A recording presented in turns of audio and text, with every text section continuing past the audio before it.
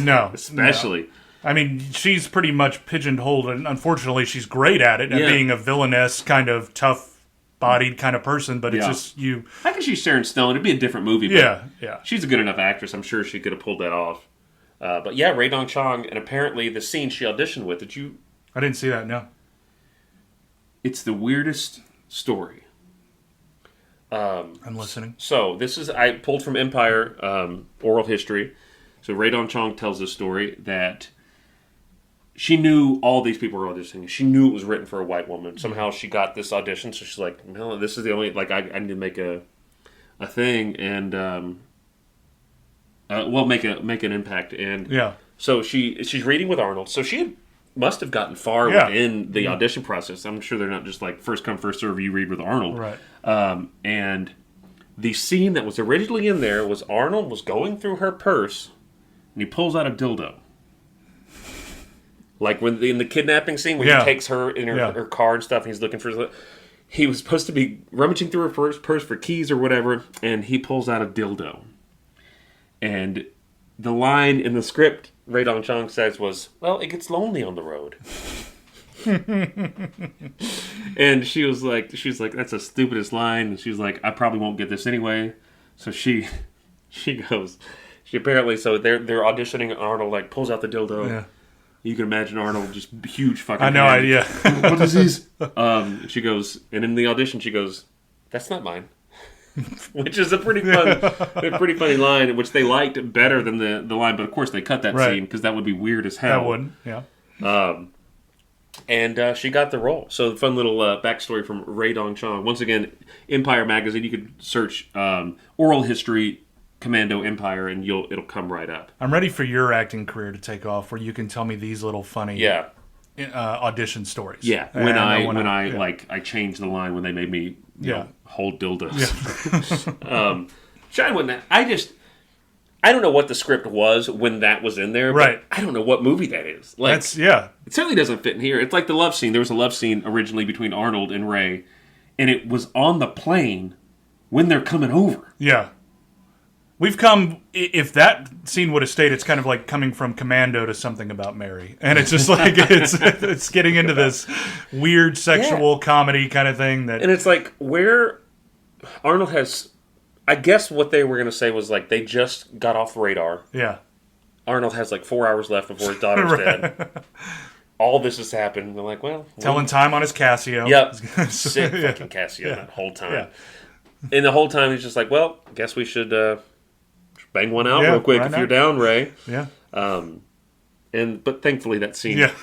I read somewhere that it was shot, but in this Empire, they don't seem to reference that it was actually shot. It was just written. And they don't like to talk about that anymore. Yeah. And both Ray and Arnold were both like, this is weird. I don't want to simulate. Yeah, I want actually real sense.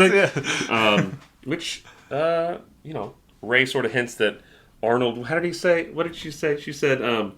I've heard the stories about his... and he was never... about his masculinity and the way he would, like... the way he may have been with women on set sometimes, but she says that he was explosively affectionate, I think is the way she put it. But she said he was fine on set, so good for him and good for her, especially. What's funny, too, is that Rae Dawn Chong, immediately after this, do you know which 2 films she did after this? Mm-mm. One for TV, Color Purple, and then right after that, one of the biggest, just how did that get made? Soul Man. Remember Soul Man with... Oh, of course. Michael C. Hall? Not Michael C. Hall. The other 80s dude. Yeah. Oh, I can't remember his name either now. She did a TV movie, Color Purple? Wait, was Color Purple a movie? I can't remember. Was that TV? Spielberg directed. Oh, yeah, that's right. It wasn't. Okay. Yeah. For some reason, I was thinking it was TV. No. Danny Glover. It shows how far my interest in movies go from outside action to serious, serious. Groundbreaking. Well, good for her. Soul Man's a weird... Anthony Michael Hall? No, not Anthony Michael Hall. I gotta look it up. It's something with a B. I think it's something with a B, but I can't remember. Soul Man, 1986. C. Thomas Howell. Howell. Never mind. C. Thomas Howell. If you don't know If you don't know this movie, this guy tries to get into college by pretending to be black. Yeah. Goes full blackface. Oh, yep. He does. Yep. He does. It's weird to watch now, and I guess they, in the time, they were telling themselves they can get away with it because, it's trying to prove a point. I think even as a child, I've held to this. Don't do blackface. Don't do it. It's never necessary. If you got to think about it and the subject comes up, just don't do it. And the only person who's somehow has gotten a pass has been Robert Downey Jr. Yeah. And I don't know how. I don't know how more things haven't been brought up about it, but he seems fine with it. I don't know if he's ever said that he regrets it. It is funny. It is funny. It is funny. And maybe that's why, because it's actually done well, but this movie, not so much. So that's what Ray Dong Chong, of course, daughter of Tommy Chong, of the legendary Cheech and Chong, which are all movies I also watched as a kid. Much younger than I should have. Thought it was hilarious. But the funniest thing I thought I'd ever seen in my life was Cheech and Chong. Maybe it was Up in Smoke specifically. And you didn't even know what you were laughing at, really. No, right? no.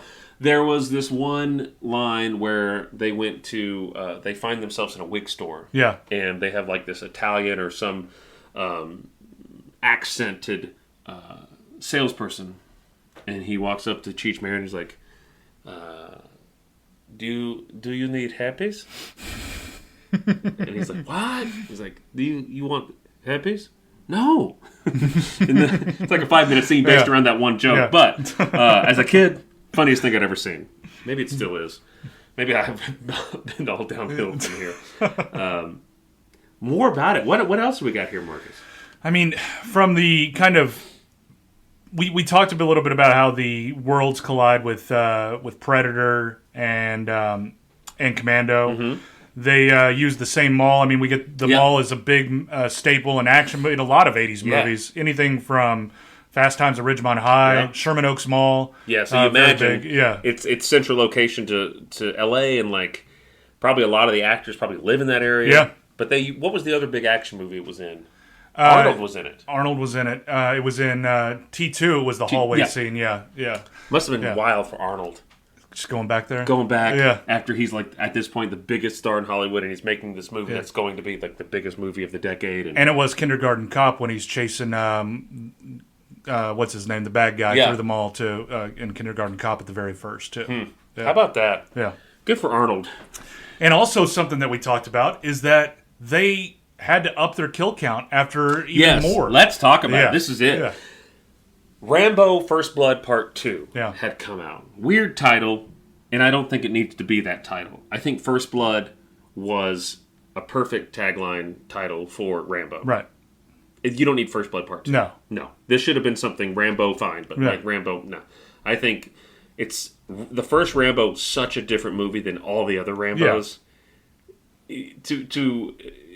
Yeah. I don't know. I've always thought it was a weird, like... It's weird, like, it's so weird the jump that it takes from that, and it's almost like the last Rambo is kind of the closest one to the first Rambo. Yeah. I mean, you have, like, the Home Alone style at the house, but it's, like, on his ground kind of thing, too. Yeah, you're right. But it's not in Vietnam, it's not in other places, so... maybe we could do a whole month on Rambos, but it goes from, like... Rocky did a similar thing, with Stallone. Sure. It's like, well, Rocky 2 is pretty similar, but 3, it's like, okay, now we're making action movies. Yeah. And it goes from like, we're going to make a film about a PTSD Vietnam vet being treated like shit, and what that means and what happens, and like the cultural relevance of Vietnam at the time, and like just these deep issues, and this wonderful performance by Dennehy, and oh man, this is making me want to watch Rambo. And then you get 2. Yeah. With this kill count that's just... It's amazing. And there was only 1 kill in First Blood, and that was the accidental kill. He didn't even meet. He threw a rock. Yeah. And the guy fell from the airplane. So,